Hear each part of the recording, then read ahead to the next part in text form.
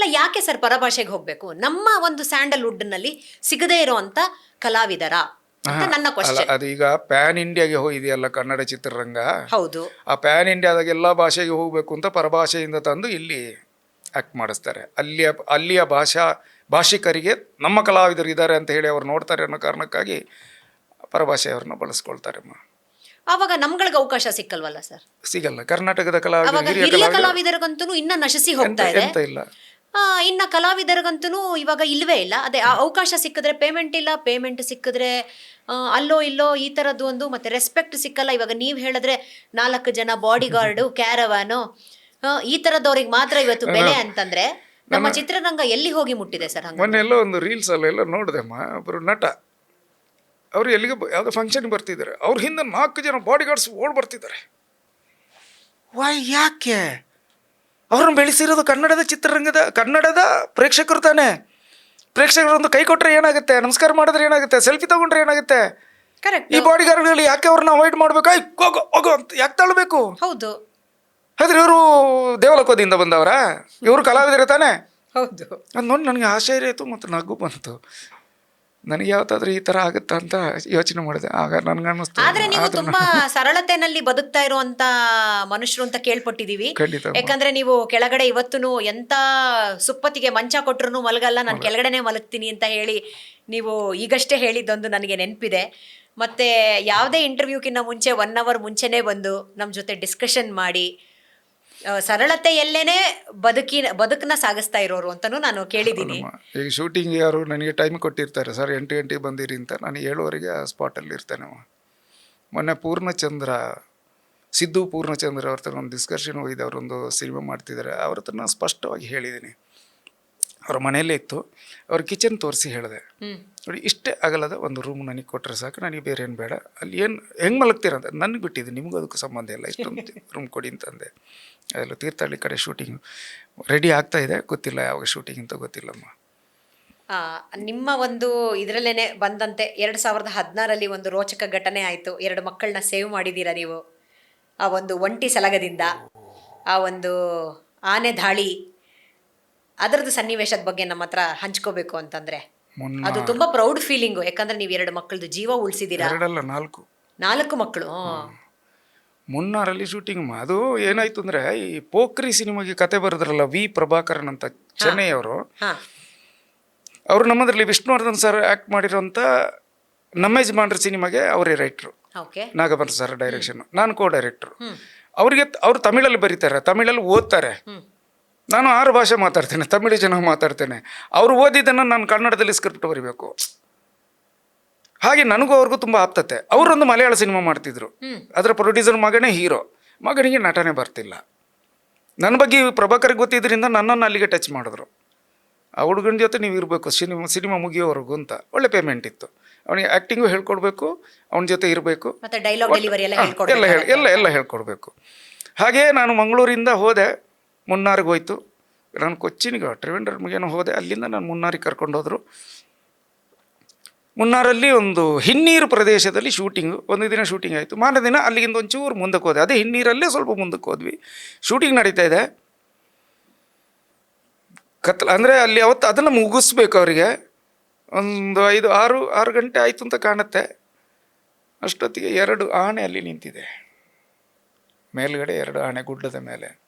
ನಮಗೆ ಹೋಗಲಿಕ್ಕೆ ಬೋಟ್ ಇಲ್ಲ, ಬೋಟು ಯಾವುದೋ ಥಿಂಗ್ಸ್ ಎಲ್ಲ ಏನೇನು ಮುಗಿತಾ ಬಂತಲ್ಲ, ಬಾಕಿ ಥಿಂಗ್ಸ್ ಎಲ್ಲ ತೊಗೊಂಡು ಹೋಗಿದೆ. 2-3 ಬೋಟು ಹೋಗಿದೆ. ಕೆಲವರು ಫ್ರೀ ಇದ್ದವ್ರನ್ನ ಕರ್ಕೊಂಡು ಹೋಗಿದೆ. ನಾವು ಕಲಾವಿದರಿದ್ದೀವಿ, ಡೈರೆಕ್ಷನ್ ಡಿಪಾರ್ಟ್ಮೆಂಟ್ ಇದೆ, ಕ್ಯಾಮ್ರಾ ಡಿಪಾರ್ಟ್ಮೆಂಟ್ ಇದೆ. 2 ಆನೆ ಅಲ್ಲಿ ನಿಂತಿದೆ. ಒಂಟಿ ಸಲಗ ಒಂದು ಆನೆ ಸ್ವಲ್ಪ ಹೊತ್ತಿದ್ದು ಹೋಯ್ತು, ನಮ್ಮ ಕೂಗಾಟಕ್ಕೆ ಹೋಯ್ತು. ಅದು ಹೆಣ್ಣಾನೆ ಅಂತ ಕಾಣುತ್ತೆ, ಇದು ಒಂಟಿ ಸಲಗ, ಕೋರೆ ಹಿಂಗಿದೆ, ಅಲ್ಲೇ ನಿಂತಿದೆ. ನಾವಿರೋದು ನೀರಲ್ಲಿ, ನಾವು ಬಿದ್ದರೆ ನೀರಿಗೆ ಬೀಳಬೇಕು. ಅದೇನಾದ್ರೂ ಅಟ್ಟಿಸ್ಕೊಂಡು ಬಂದರೆ ನಾವು ನೀರಿಗೆ ಬೀಳ್ಬೇಕು, ಇಲ್ಲ ಅದನ್ನು ದಾಟಿ ಮುಂದಕ್ಕೆ ಹೋಗಿ, ಅದು ದಾಟಿ ಹೋಗ್ಲಿಕ್ಕೆ ಆಗೋದಿಲ್ಲ. ಏನು ಮಾಡೋದು, ಎಲ್ಲ ಒಬ್ಬೊಬ್ಬರೇ ನೀರಿಗೆ ಇಳಿದ್ರು. ಹಿಂದ್ಗಡೆ ನೀರಿದೆ. ನಾನು ಡೈರೆಕ್ಟ್ರು, ಡ್ಯಾನ್ಸ್ ಮಾಸ್ಟರ್, ಅಸಿಸ್ಟೆಂಟ್, ನಾವು 3 ಜನ ಇಲ್ಲಿ ಬೊಬ್ಬೆ ಹಾಕ್ತಾ ನಿಂತೀವಿ. ಓ ಅಂತ ಅದಕ್ಕೆ ಎಲ್ಲಿ ಕೇರ್ ಮಾಡ್ತದೆ. ಅದು ಒಂದು ಹೆಜ್ಜೆ ಮುಂದೆ ಬಂತು, 1-2 ಹೆಜ್ಜೆ. ನೋಡೋಣ.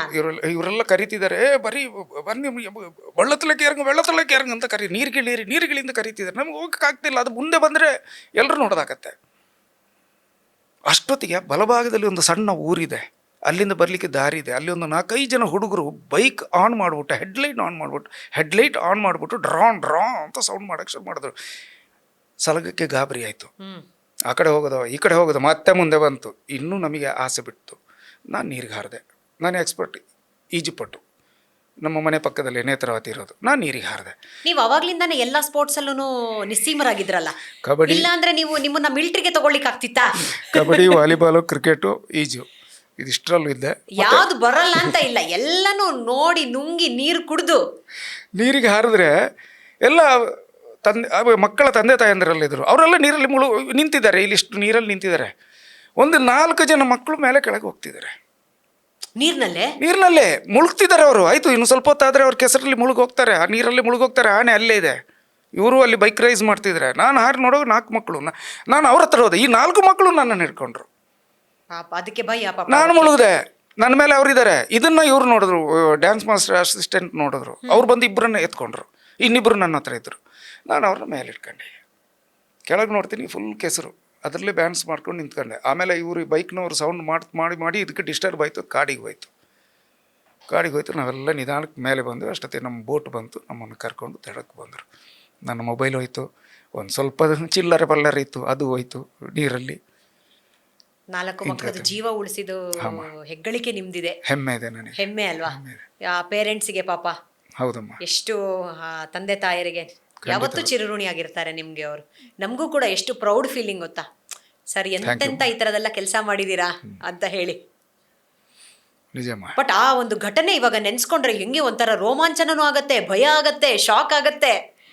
ಸೊ ಹಂಗಂದ್ರೆ ಎಲ್ಲ ನಾನು ಹೇಳೋದು, ಎಂತ ಈ ತರ ಜಂಗಲಲ್ಲಿ ಅಥವಾ ಫಾರೆಸ್ಟ್ ಅಲ್ಲಿ ಅಥವಾ ಕಾಡುಗಳಲ್ಲಿ ಶೂಟಿಂಗ್ ಮಾಡ್ತಾ ಇರ್ಬೇಕಾದ್ರೆ ಎಷ್ಟು ಪ್ರಿಪೇರ್ ಆಗಿರ್ಬೇಕಲ್ಲ. ಹಾಗಾದ್ರೆ ಬಿಕಾಸ್ ಯಾವ ಟೈಮ್ನಲ್ಲಿ ಏನ್ ಬೇಕಾದ್ರೂ ಸನ್ನಿವೇಶಗಳು ಎದುರಾಗುವಂತ ಸಂಭವಗಳಿರುತ್ತೆ. ಅದಕ್ಕೆ ಪರ್ಮಿಷನ್ ತಗೊಳ್ಳೋಕೆ ಇವರು ಫಾರೆಸ್ಟ್ ಡಿಪಾರ್ಟ್ಮೆಂಟ್ ಆಗಿರ್ಬೋದು, ಪೊಲೀಸ್ ಡಿಪಾರ್ಟ್ಮೆಂಟ್ ಅವರಾಗಿರ್ಬೋದು, ಸ್ಟ್ರಿಕ್ಟಾಗಿ ಇಂಥದ್ದನ್ನು ಪಾಲಿಸಬೇಕು ಅಂತ ಹೇಳೋದೇ ಆ ಕಾರಣಕ್ಕೆ. ಇಲ್ಲಾಂದ್ರೆ ಏನೇನೋ ಅವಘಡಗಳೆಲ್ಲ ಆಗಿ, ತೊಂದರೆಗಳೆಲ್ಲ ಆಗಿ, ಎಷ್ಟು ಜನ ಪಾಪ ಜೀವಗಳೆಲ್ಲ ಕಳ್ಕೊಂಡಿರೋದು ಉಂಟು. ಸೊ ಅದರಿಂದಾಗಿ ಎಷ್ಟು ನಾವು ವ್ಯವಸ್ಥೆನ ಸರಿ ಮಾಡ್ಕೋಬೇಕಾಗತ್ತೆ ಅಲ್ವಾ. ಸೊ ಚಿತ್ರರಂಗದಲ್ಲಿ ಒಂದು ಶೂಟಿಂಗ್ ಅಂತಂದ್ರೆ ಅಷ್ಟು ಸಾಮಾನ್ಯ ಅಲ್ಲ. ಎಷ್ಟೊಂದು risk bearing, risk taking, challenging, permissions ಸುಮಾರು ಒಳಗೊಂಡಿದೆ. ಇದನ್ನೆಲ್ಲ ನೋಡಿದ್ರೆ ನಿಮ್ಮ ಒಂದು ಇದಕ್ಕೆ ಮಾತು ಏನು ಹೇಳ್ತೀರಾ ಸರ್? ಯಾವುದ್ರ ಬಗ್ಗೆ? ಅಂದರೆ ಹಿಂಗೆ ಅವರು ಪ್ರಿಪರೇಷನ್ಸ್ ಮಾಡ್ಕೋಬೇಕು ಅಂತ ಈ ಥರ ಔಟ್ಡೋರ್ ಶೂಟಿಂಗ್ ಟೈಮ್ನಲ್ಲಿ. ಖಂಡಿತ ಸರ್ಕಾರ ಏನು ಬೈಲ ತಂದಿದೆ, ನೀವು ಸರ್ಕಾರ ಅಥವಾ ಅದಕ್ಕೆ ಸಂಬಂಧಪಟ್ಟ ಇಲಾಖೆ ಶೂಟಿಂಗ್ ಮಾಡುವಾಗ ಇಂಥದ್ದನ್ನು ನೀವು ಮಾಡಿರಬೇಕು ಅಂತ, ಅದನ್ನು ನಾವು ಪಾಲಿಸೋದು ಒಳ್ಳೇದಲ್ಲಮ್ಮ. ಈಗ ನೀರಲ್ಲಿ ಮಾಡುವಾಗ ಎಕ್ಸ್ಟ್ರಾ ಬೋಟ್ ಇರಬೇಕು, ಅದಕ್ಕೆ ನೀರಲ್ಲಿ ಬಿದ್ದಾಗ ಉಳ್ಕೊಳ್ಳುವಂತಹ ವ್ಯವಸ್ಥೆ ಮಾಡಬೇಕು ಅಂತ ಹೇಳಿದರೆ ನಾವು ಅದನ್ನು ಮಾಡಲೇಬೇಕು. ಏನಾಗಲ್ಲ ರೀ, ಮಾಡೋಣ ಅಂತಂದರೆ ಅವತ್ತು ನೋಡಿ ನಮ್ಮ ಗೆಳೆಯ ದುನಿಯಾ ವಿಜಯ್ ಅವರ ಸಿನಿಮಾದಲ್ಲಿ ಪ್ರಾಣ ಹೋಯ್ತಲ್ಲ, ಹೋಗ್ಬಿಟ್ಟಲ್ಲ, ಇಬ್ಬರು ಹೋದ್ರು. ಹಂಗಾಗುತ್ತೆ. ಯಾಕೆ ನಾವು ಮುಂಜಾಗ್ರತಾ ಕ್ರಮ ಕೈಗೊಳ್ಳಲಿಲ್ಲ? ನಾವು ಆತ್ಮವಿಶ್ವಾಸದ ಮೇಲೆ ಹೋದ್ವಿ, ಹಾಗಾಯಿತು. ಅಲ್ಲಿ ಎಷ್ಟು ಜನ ಸೆಟ್ಟಲ್ಲ ಅಷ್ಟು ಜನ ಇರ್ತಾರಲ್ವಾ ಸರ್. ಸೊ ಯಾರಿಗಾದ್ರೂ ಒಬ್ರಿಗಾದ್ರೂ ಮಾಹಿತಿ ಇರಬೇಕಲ್ವಾ. ಒಬ್ರಲ್ಲ, ಒಂದು 10 ಜನಕ್ಕೆ ಮಾಹಿತಿ ಇದ್ದು 10 ಜನ ಇನ್ಸ್ಟ್ರಕ್ಷನ್ಸ್ ಕೊಟ್ಟು ಒಂದು ಮೀಟಿಂಗ್ ಮಾಡಿ, ಔಟ್ಡೋರ್ ಶೂಟಿಂಗು ಈ ಥರ ಇರ್ತದೆ, ಅದರದ್ದು ಮುಂಜಾಗ್ರತಾ ಕ್ರಮಗಳನ್ನ ಅದನ್ನು ಮುಂಚೆನೇ ಯಾಕೆ ಇವ್ರುಗಳೆಲ್ಲ ಒಂದು ಮೀಟಿಂಗ್ ಮಾಡಿ ತಗೋಬಾರ್ದು ಅಂತ ನಾನು ಕೇಳೋದು. ಮಾಡ್ತಾರೆ ಪ್ರತಿಯೊಬ್ಬರು ನಿರ್ದೇಶಕರಿಗೂ ಆ ಭಯ, ಆ ಗೌರವ ಇದ್ದೇ ಇರುತ್ತೆ. ಪ್ರತಿಯೊಂದು ಮಾಡ್ತಾರೆ, ಕೊನೆ ಮೂಮೆಂಟಲ್ಲಿ ಕೈ ಕೊಟ್ಟಿರುತ್ತೆ. ಅಥವಾ ಅವ್ರದ್ದು ದುರಾದೃಷ್ಟವೋ, ವಿಧಿ ಎಳ್ಕೊಂಡು ಹೋಗಿದೆಯೋ ಅಷ್ಟೇ. ಮತ್ತೆ ಇನ್ನೊಂದು ಅದೇ ಥರನೇ, ಆದರೆ ಇಷ್ಟು ಧೈರ್ಯ ಎಲ್ಲಿಂದ ಬಂತು ಸರ್ ನಿಮಗೆ? ನಿಮ್ಮ ಪೂರ್ವಾಶ್ರಮದ ಧೈರ್ಯವೇ? ಪೂರ್ವಾಶ್ರಮದ ಧೈರ್ಯ, ಒಂಟಿಯಾಗಿ ಬೆಳೆದವನಮ್ಮ ನಾನು. ನನಗೆ ಚಿಕ್ಕ ವಯಸ್ಸಲ್ಲಿ ಯಾರು ಗೆಳೆಯರಿರಲಿಲ್ಲ. ಯಾಕಂದರೆ ಸೌದಿಯಿಂದ ಒಂಟಿಯಾಗಿ ಬಂದ್ರಿ, ಅಲ್ಲೆಲ್ಲೋ ಬಂದ್ರಿ, ಹೊಡೆದಾಟ ಬಡದಾಟ ಹೋರಾಟ. ಇವತ್ತಿಗೂ ಕೂಡ ನಾನು ಒಂಟಿನೇ. I don't care. ಇವತ್ತಿಗೂ ನಾನು ಒಂಟಿನೇ. ಇವತ್ತಿಗೂ ಕಾಯ್ತಿದ್ದಾರೆ ನನ್ನನ್ನು ನಮ್ಮೂರಲ್ಲಿ. I don't care. ಒಬ್ಬನೇ ಓಡಾಡ್ತೀನಿ. ಬೆಳಿಗ್ಗೆ 5 ಗಂಟೆಗೆ ಎದ್ದು 7 ಗಂಟೆವರೆಗೂ ನಡೀತಾ ಇರ್ತೀನಿ ಒಬ್ಬನೇ. ಏನಿರಲ್ಲ ನನ್ನ ಹತ್ರ, ನನ್ನ ಮೊಬೈಲ್ ಬಿಟ್ಟರೆ ಬೇರೆ ಏನಿರಲ್ಲ ನನ್ನ ಹತ್ರ. ವಾಕಿಂಗ್ ನಡೀತಾ ಇರ್ತೀನಿ. ಯಾಕಂದ್ರೆ ಆರೋಗ್ಯ ಕಾಪಾಡ್ಕೋಬೇಕಲ್ಲ. ನೀವು ಕಷ್ಟಪಡೋ ಜೀವಿನೇ, ನಿಮ್ಮನ್ನು ನೋಡಿದ ತಕ್ಷಣ ಹೇಳ್ಬಿಡ್ಬೋದು. ಗೊತ್ತಿಲ್ಲಮ್ಮ. ಕಷ್ಟ ನನಗೆ ಬರ್ತಾ ಇದೆ. ನಾನು ಕಷ್ಟಪಡ್ತೀನೋ ಇಲ್ವೋ ಗೊತ್ತಿಲ್ಲ. ನನಗೆ ಕಷ್ಟದ ಮೇಲೆ ಕಷ್ಟ ಬರ್ತಾ ಇದೆ. ಹೇಗೆ ಅದನ್ನು ಪರಿಹರಿಸ್ಕೋಬೇಕು ಅನ್ನೋದು ನನಗೆ ಗೊತ್ತಿಲ್ಲ. ಹಾಗಾದರೆ ನನಗೆ ನಡುಬಗ್ಗಿಸಿ ನಿಂತು ಸಲ್ಯೂಟ್ ಹೊಡೆಯೋಕ್ಕೆ ಬರಲ್ಲ, ಕಾರ್ ಬಾಗಿಲು ತೆಗಿಯೋಕ್ಕೆ ಬರಲ್ಲ, ಗೇಟ್ ಕಾಯೋಕ್ಕೆ ಬರಲ್ಲ, ಬಹುಪರ ಕೇಳಕ್ಕೆ ಬರಲ್ಲ. ಇದ್ದದನ್ನು ಇದ್ದ ಹಾಗೆ ಮಾತಾಡ್ತೀನಿ. ಅದಕ್ಕೆ ಜನಗಳಿಗಾಗಲ್ವಾ ಅಂತ, ಅಥವಾ ಇಂಡಸ್ಟ್ರಿನಲ್ಲಿ ಅದಕ್ಕೆ ನಿಮಗೆ ಇನ್ನ ಇವತ್ತು ಅವಕಾಶಗಳು ಸಿಗ್ತಾ ಇಲ್ವಾ, ಅಥವಾ ಬೇಡ ಅಂತ ಅನಿಸಿ ನಿಮ್ಮನ್ನ ಬಿಟ್ಟಿದಾರಾ ಅಂತ ನಿಮ್ಗೆಲ್ಲರೂ ಅನ್ನಿಸ್ತಾ ಇದೆಯಾ? ಇಲ್ಲ, ನನಗೆ ಹಾಗೆ ಅನಿಸ್ತಿಲ್ಲ. ಅಂದರೆ ನಾನು ನೇರವಾಗಿ ಮಾತಾಡ್ತೀನಲ್ಲ, ಅಂದರೆ ಇದ್ದದನ್ನು ಇದ್ದಾಗ ಹೇಳ್ತೀನಿ. ಹಂಗಂತ ಹೇಳ್ಬಿಟ್ಟು ನಾನು ಎಲ್ಲ ಇದ್ದ ಬದ್ದ ಸೆಟ್ಟಿಗೆಲ್ಲ ಹೋಗ್ಬಿಟ್ಟು ಬೈತೀನಿ ಅಂತಲ್ಲ. ಹಾ ಅಲ್ವಾ? ಯಾವುದೋ ಸರಿ ಇಲ್ವಾ ಅವ್ರಿಗೆ ಏನಾರು ಮಾಡ್ಕೊಂಡು ಹೋಗ್ಲಿ ಅಂತ ಇರ್ತೀನಿ. ಆದರೆ ಈ ಅನ್ಯಾಯ ನಡೆದಾಗ ನಾನು ಮಾತಾಡ್ತೀನಿ. ಅದಕ್ಕೆ ಧ್ವನಿ ಏರಿಸಲೇಬೇಕು. ಹೌದು, ಪೂರ್ವಾಶ್ರಮ ಅದು ತಪ್ಪಿಲ್ಲ ಅಲ್ಲ. ತಪ್ಪಿಲ್ಲ. ಅದರಿಂದ ನಿಮ್ಮನ್ನ ಅದನ್ನೇ- ದೂರ ಸರಿಸುವಂತ ಕಾರಣ ಯಾವುದೂ ಇಲ್ಲ ಅದರಿಂದ. ಇಲ್ಲ, ಅದರಿಂದ ಯಾವುದೂ ಇಲ್ಲ. ಈಗ ದೂರ ಸರಿಸೋದಕ್ಕೆ ಕಾರಣ ಈಗ ಬೇರೆನೇ.